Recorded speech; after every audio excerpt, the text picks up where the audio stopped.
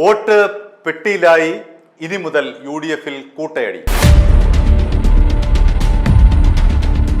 ഉയർന്ന പോളിംഗ് ശതമാനം എപ്പോഴും UDF-ന് അനുകൂലമാണ്. കേരളത്തിൽ ചരിത്രത്തിൽ അങ്ങനെയാണ് രേഖപ്പെടുത്തിയിരിക്കുന്നത്. പ്രത്യേകിച്ചും കോൺഗ്രസിന് അനുകൂലമാണ് ഉയർന്ന വോട്ടിംഗ് ശതമാനം.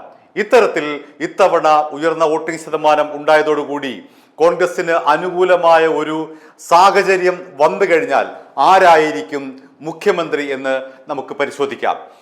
വോട്ടെടുപ്പ് സമയത്തിന് തൊട്ട് മുൻപ് വരെ ഈ വിഷയം ചർച്ച ചെയ്യാൻ പാടില്ല എന്ന് കോൺഗ്രസിന്റെ മുതിർന്ന നേതൃത്വം, AICC നേതൃത്വം കേരളത്തിലെ കോൺഗ്രസ്സുകാരോട് പറഞ്ഞിട്ടുണ്ട്. പ്രത്യേകിച്ചും മത്സരരംഗത്തുള്ള 3 പേരോട്, VD സതീശനോട്, രമേശ് ചെന്നിത്തലയോട്, സണ്ണി ജോസഫിനോട് ഒരു കാരണവശാലും വോട്ടെടുപ്പുമായി ബന്ധപ്പെട്ട് തെരഞ്ഞെടുപ്പ് പ്രചരണത്തിൽ മുഖ്യമന്ത്രി സ്ഥാനത്തെ ചൊല്ലിയുള്ള ഒരു തർക്കം ഉണ്ടാകാൻ പാടില്ല, മിണ്ടിപ്പോകരുത് എന്നായിരുന്നു ഈ 3 പേരോടുള്ള താക്കീത്.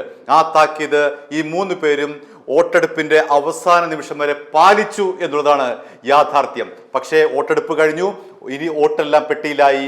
ഇനിയാണ് ഇവരുടെ യഥാർത്ഥ മുഖം കേരളീയർ തിരിച്ചറിയാൻ പോകുന്നത്. കോൺഗ്രസിൽ എക്കാലവും ഇത്തരത്തിലാണ് അധികാരത്തിന് വേണ്ടിയുള്ള വടംവലികളും അതുമായി ബന്ധപ്പെട്ട ഗ്രൂപ്പ് പോരാട്ടങ്ങളും യുദ്ധങ്ങളുമാണ് കോൺഗ്രസിന്റെ ചരിത്രത്തിൽ എന്നും ഉണ്ടായിട്ടുള്ളത്. K കരുണാകരന്റെ നേതൃത്വത്തിലുള്ള I ഗ്രൂപ്പ്, പിന്നീട് ആന്റണിയുടെ നേതൃത്വത്തിലുള്ള A ഗ്രൂപ്പ്, പിന്നീട് തിരുത്തൽവാദി ഗ്രൂപ്പ്, അങ്ങനെ ഗ്രൂപ്പിന്റെ പുറത്ത് ഗ്രൂപ്പാണ് എപ്പോഴും കോൺഗ്രസിന് അധികാരം കിട്ടിയാൽ.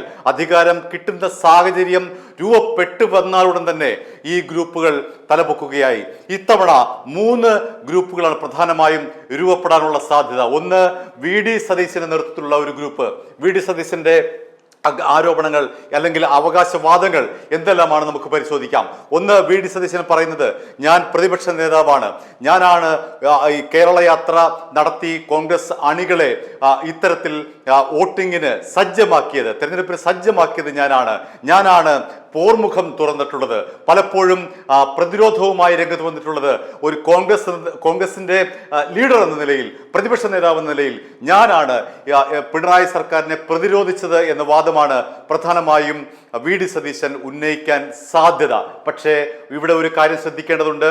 കോൺഗ്രസിന് അല്ലെങ്കിൽ UDF-ന് 100 സീറ്റിൽ അധികം വന്നു കഴിഞ്ഞാൽ VD സതീശന്റെ ഈ സ്വപ്നങ്ങളെല്ലാം ചീട്ടുകൊട്ടാരം പോലെ തകർന്നു വീഴും എന്നുള്ള കാര്യം ഉറപ്പാണ്. എന്താണ് കാരണം മറുവശത്ത് രമേശ് ചെന്നിത്തല നിൽക്കുന്നു. അദ്ദേഹം മുൻ ആഭ്യന്തരമന്ത്രിയായിരുന്നു, ഭരണപരമായ മികവുണ്ട്. VD സതീശൻ മന്ത്രിയായ ആളല്ല, രമേശ് ചെന്നിത്തലയ്ക്ക് ആഭ്യന്തരമന്ത്രിയായ പരിചയമുണ്ട്, അദ്ദേഹം മന്ത്രിസ്ഥാനത്തിരുന്ന ആളാണ്. മാത്രമല്ല NSSന്റെ പിന്തുണ അദ്ദേഹത്തിനുണ്ട്, SNDPയുടെ പിന്തുണ രമേശ് ചെന്നിത്തലയ്ക്കുണ്ട്, ക്രൈസ്തവ സഭാ നേതൃത്വത്തിന് പിന്തുണയും രമേശ് ചെന്നിത്തലയ്ക്ക് ഉണ്ട്. അദ്ദേഹം കാര്യങ്ങളെ നയപരമായി കൈകാര്യം ചെയ്യാൻ ശേഷിയുള്ള ആളാണ് രമേശ് ചെന്നിത്തല. എന്നു മാത്രമല്ല കോൺഗ്രസിലെ മുതിർന്ന നേതാക്കളായ PJ കുര്യന്റെ അടക്കമുള്ള പിന്തുണ രമേശ് ചെന്നിത്തലയ്ക്ക് ഉണ്ട് എന്നുള്ളത് രമേശ് ചെന്നിത്തലയുടെ സാധ്യത, മുഖ്യമന്ത്രി സ്ഥാനത്തേക്കുള്ള സാധ്യത കൂട്ടുന്നു. അത്തരത്തിൽ VD സതീശനെതിരായി രമേശ് ചെന്നിത്തല രംഗത്ത് വരുമ്പോൾ ഇത്രയും ഘടകങ്ങളാണ് അദ്ദേഹത്തിന് അനുകൂലമായിട്ടുള്ളത്. ഇനി മൂന്നാമത് സണ്ണി ജോസഫിന്റെ സാധ്യത നമുക്ക് പരിശോധിക്കാം. അദ്ദേഹം നിലവിൽ KPCC അധ്യക്ഷനാണ്. പക്ഷേ മുഖ്യമന്ത്രി സ്ഥാനത്തേക്ക് എത്രത്തോളം യോഗ്യനാണ് എന്നതിനെ സംബന്ധിച്ച് നമുക്കിപ്പോൾ തീർത്തൊന്നും പറയാൻ കഴിയില്ല. കാരണം അദ്ദേഹത്തിന് കത്തോലിക്ക സഭയുടെ ഒരു പിന്തുണ ഒരു പക്ഷേ കിട്ടിയേക്കാം. അതിലൊക്കെ അപ്പുറത്തേക്ക് അദ്ദേഹത്തിന് അത്ര വലിയൊരു എല്ലാ സാമുദായിക സംഘടനകളുടെയും SNDPയും NSSും അടങ്ങുന്ന മറ്റ് ഇതര സാമുദായിക സംഘടനകളൊന്നും പിന്തുണ സണ്ണി ജോസഫിന് ഉണ്ടാകാനുള്ള സാധ്യത വളരെ കുറവാണ്. അങ്ങനെ ഒരു ഞാണിന്മേൽ കളി ഉണ്ടാകുന്ന ഘട്ടത്തിൽ ഒരു പക്ഷേ KC വേണുഗോപാലിന്റെ ഒരു ബിനാമി എന്ന നിലയിൽ അല്ലെങ്കിൽ അദ്ദേഹത്തിന്റെ ഒരു പാവ മുഖ്യമന്ത്രി എന്ന നിലയിൽ ഒരുപക്ഷെ സണ്ണി ജോസഫ് വരാനുള്ള സാധ്യതയേറെയാണ്.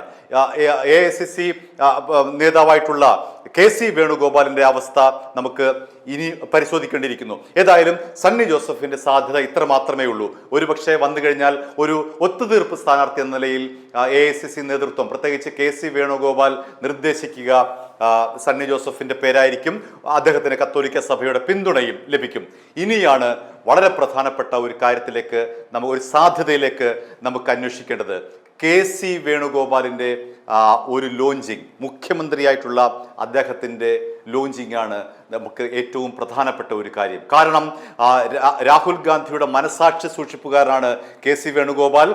KC വേണുഗോപാൽ കൊടുത്ത പട്ടികയാണ് ഇത്തവണ AICC അംഗീകരിച്ചിരിക്കുന്നത്. ജയിച്ചു വരുന്ന MLA-മാരുടെ എണ്ണം നോക്കിയാൽ അതെല്ലാം തന്നെ KC വേണുഗോപാൽ കൊടുത്ത ലിസ്റ്റ് പ്രകാരമുള്ള MLA-മാരാണ്. 100 സീറ്റിൽ അധികം UDF-ന് ജയിക്കുകയാണെങ്കിൽ തീർച്ചയായും KC വേണുഗോപാൽ മുഖ്യമന്ത്രി സ്ഥാനത്തേക്ക് വരും. അതിനുള്ള ഏറ്റവും പ്രധാനപ്പെട്ട ഒരു കാരണം, ഇപ്പോഴുള്ള അഖിലേന്ത്യാ കോൺഗ്രസിനെ നിയന്ത്രിക്കുന്നത് രാഹുൽ ഗാന്ധിയും KC വേണുഗോപാലും തെലങ്കാന മുഖ്യമന്ത്രിയുമായിട്ടുള്ള രേവന്ത് റെഡ്ഡിയും ചേർന്ന ഒരു കോക്കസാണ്.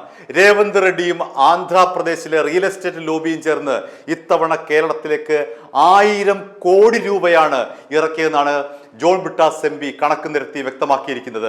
1000 കോടി രൂപ. അതായത് രേവന്ത് റെഡ്ഡി അടങ്ങുന്ന ഈ കോക്കസിന്റെ കയ്യിലേക്കായിരിക്കും ഒരുപക്ഷെ കേരളത്തിന്റെ നിർണായകമായിട്ടുള്ള മുഖ്യമന്ത്രി സ്ഥാനം എന്ന ഒരു പദവി എത്തിച്ചേരുക. അങ്ങനെയെങ്കിൽ KC വേണുഗോപാൽ ആയിരിക്കും. 100 സീറ്റ് കടന്നാൽ KC വേണുഗോപാൽ തന്നെയായിരിക്കും മുഖ്യമന്ത്രി സ്ഥാനാർത്ഥിയായി രേവന്ത് റെഡ്ഡിയുടെയും അതേപോലെ തന്നെ രാഹുൽ ഗാന്ധിയുടെയും പിന്തുണയോടുകൂടി കേരളത്തിന്റെ മുഖ്യമന്ത്രി സ്ഥാനത്തേക്ക് എത്തുക എന്നുള്ളൊരു നിർണായകമായ നീക്കം അവിടെ ഉണ്ടാകും എന്നുള്ള കാര്യത്തിൽ തർക്കമില്ല. മാത്രമല്ല മറ്റൊരു പ്രധാനപ്പെട്ട ഒരു കാര്യം കൂടിയുണ്ട്. ഇവിടെ ലീഗിനു കൂടി ഒരു നിർണായകമായ ഒരു സ്വാധീനം ഉണ്ടായിക്കഴിഞ്ഞാൽ ഇവരുടെ കൂട്ടയടി നിയന്ത്രിക്കുന്ന ഒരു റഫറിയായി PK കുഞ്ഞാലിക്കുട്ടി ഇറങ്ങിക്കളിക്കാനുള്ള സാധ്യതയുമുണ്ട്. PK കുഞ്ഞാലിക്കുട്ടി ഒരുപക്ഷെ ഇത്തരത്തിലുള്ളൊരു ഒരു വലിയ ലീഗ് മുന്നേറ്റം ഉണ്ടാക്കി കഴിഞ്ഞാൽ ഒരു 50-50% കോൺഗ്രസും ലീഗും വന്നു കഴിഞ്ഞാൽ നിർണായകമായ ഉപമുഖ്യമന്ത്രി സ്ഥാനമടക്കമുള്ള ഒരു വലിയ പൊസിഷനിലേക്ക് PK കുഞ്ഞാലിക്കുട്ടി വന്നാലും അത്ഭുതപ്പെടാനില്ല. ചുരുക്കത്തിൽ ഈ അടി UDF-ലെ ഈ അടി പ്രധാനമായും 4 മുഖ്യമന്ത്രി സ്ഥാനാർത്ഥികളെ ചൊല്ലിയാണ്. ഇന്നലെ വരെ നമ്മുടെ മുന്നിൽ 3 മുഖ്യമന്ത്രി സ്ഥാനാർത്ഥികളെ ഉണ്ടായിരുന്നുള്ളൂ. VD സതീശൻ, രമേശ് ചെന്നിത്തല, സണ്ണി ജോസഫ്. ഇന്ന് KC വേണുഗോപാലിന്റെ സാധ്യത കൂടി വന്നിരിക്കുകയാണ്. അത്തരത്തിലാണ് ചർച്ചകൾ പുരോഗമിക്കുന്നത്. 100 സീറ്റുകൾ UDF നേടിയാൽ തീർച്ചയായും KC വേണുഗോപാൽ രേവന്ത് റെഡ്ഡിയുടെയും അതേപോലെ രാഹുൽ ഗാന്ധിയുടെയും പിന്തുണയോടുകൂടി കേരളത്തിലെ മുഖ്യമന്ത്രി ആയി മാറിക്കഴിഞ്ഞാൽ അതിന് തെറ്റു പറയാൻ കഴിയില്ല എന്നുള്ളതാണ് യാഥാർത്ഥ്യം. i2i News, an eye for truth. i2i News subscribe ചെയ്തിട്ടില്ലാത്തവർ ഇപ്പോൾ തന്നെ സബ്സ്ക്രൈബ് ചെയ്യുക. നോട്ടിഫിക്കേഷൻ ലഭിക്കുവാൻ ബെൽ ബട്ടണും അമർത്തുക.